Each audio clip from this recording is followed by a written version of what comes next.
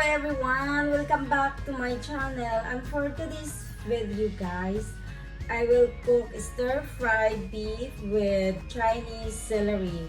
Okay, let's start!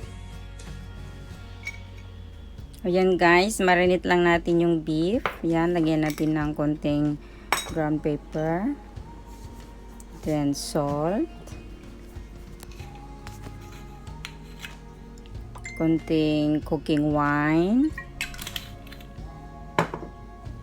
Yan.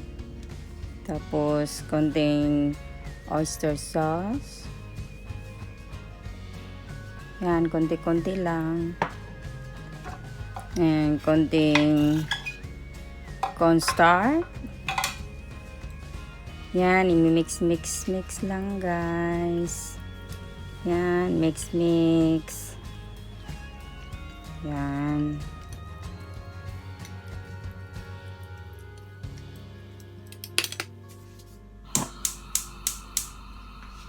Ayan, mag-start na tayo. Lulutuin na natin yung beef. Yan, maglagay tayo ng oil. Ayan. Tapos painitin natin konti ng oil bago ilagay yung beef.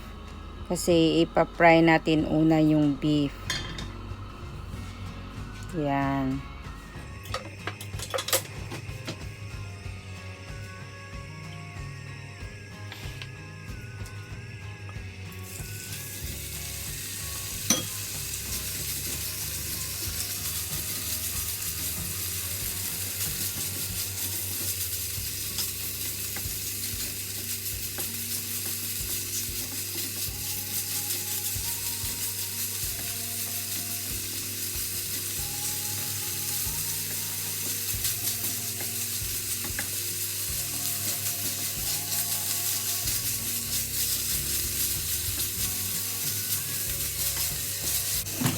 So yan, aunin muna natin yung beef.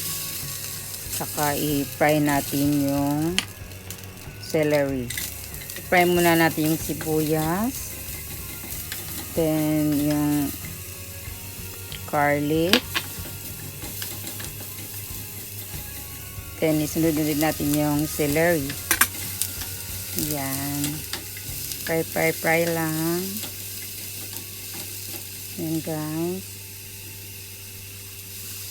Tapos lagyan natin konting tubig, konti lang, para maluto yung celery. Yan.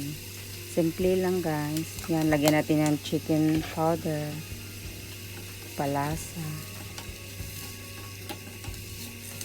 Yan. Madali lang guys. Madali ang luto lang to. Yan. Yan. Tapos, saka pa natin ilagay yung beef na na-fry na natin. Yan. Ganun lang yun. Dali lang guys. O, diba? Saglit lang yan. Lagay natin na si beef. So, kunting-kunting fry na lang. Tapos, yan, luto na. Dali lang.